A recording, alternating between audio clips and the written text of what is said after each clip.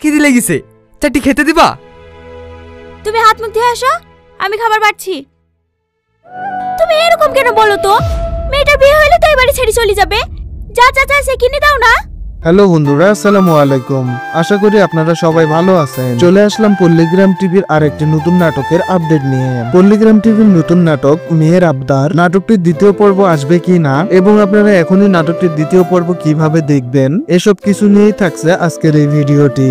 মেয়ের আবদার নাটকটি ইতিমধ্যে পল্লীগ্রাম টিভিতে আপলোড হয়ে গেছে। নাটকটি আপলোড হওয়ার সাথে সাথে দর্শক মহলে ব্যাপক সাড়া ফেলে এবং আপনারা সকলে অনেক পছন্দ করেছেন নাটকটি।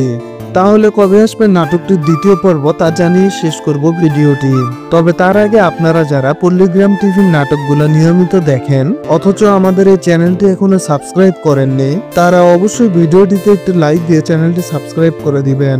বন্ধুরা, মেয়ের আবদার নাটকটির দ্বিতীয় পর্ব কখনোই আসবে না। মেয়ের আবদার নাটকটি কে কে দেখেছেন তা অবশ্যই কমেন্টে জানিয়ে যাবেন।